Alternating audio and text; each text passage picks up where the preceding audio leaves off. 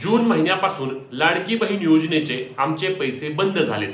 आता यासाठी यामधील ज्या महिला आहेत त्यांना मी एक सांगतो, सर्वात पहिले तुम्हाला हे पैसे का आले नाहीत तर तुमच्या कुटुंबामध्ये 2 किंवा त्यापेक्षा जास्त लाडक्या बहिणी योजनेचा लाभ घेत असल्याचे सरकारच्या निदर्शनास आले आहे। मग आधी तुमचे रेशनिंग कार्ड तपासा। तुमच्या रेशनिंग कार्ड मध्ये तुम्ही किती महिला आहात, समजा तुम्ही 3 महिला आहात आणि तिघींना देखील या योजनेचे पैसे घेतले आहेत, ठीक आहे, आतापर्यंत घेतले, सरकार देखील तुम्हाला काय बोलले नाही, हे पैसे तुम्हाला परत देखील करावे लागणार नाहीत। पण आता तुम्ही काय करायचंय तर अटी आणि निकषानुसार तुमच्या कुटुंबातील एक विवाहित आणि एक अविवाहित अशा 2च महिलांना योजनेचे पैसे मिळणार आहेत। या बाबी तुम्ही तुमच्या डोक्यामध्ये क्लिअर करा।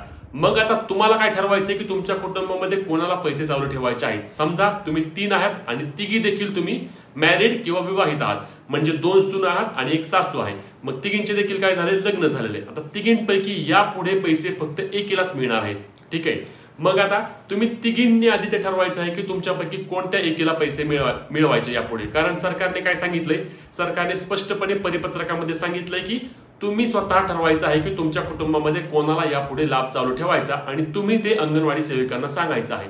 आता तुमच्यापैकी समजा ठरलं की एकीला समजा की बाबा छोट्या सुनेला आपण पैसे द्यायचे, तर मग छोट्या सुनेचे नाव तुम्हाला अंगणवाडी सेविकांकडून विनंती अर्जाद्वारे द्यावे लागणार आहे।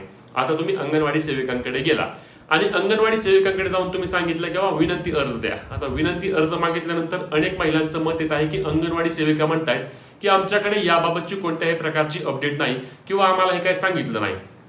अशा वेळेस तुम्हाला काय करावे लागणार आहे, अशा वेळेस आम्ही काय करू, तर लक्षात घ्या, अशा वेळेस काय करायचं, सरळ तुमच्या पंचायत समिती कार्यालयामध्ये जायचं आणि त्या ठिकाणी महिला व बाल विकास प्रकल्प अधिकाऱ्यांची भेट घ्यायची। काय सांगतोय मी, लक्षात घ्या, महिला व बाल विकास प्रकल्प अधिकाऱ्यांची भेट घ्यायची, त्यांना ही बाब सांगायची, लाडकी बहीण योजनेअंतर्गत आम्हाला आतापर्यंत सगळे पैसे मिळाले होते, आता आमच्या कुटुंबामध्ये 3 लाभार्थी होत्या, त्यापैकी एकीलाच पैसे चालू ठेवायचे,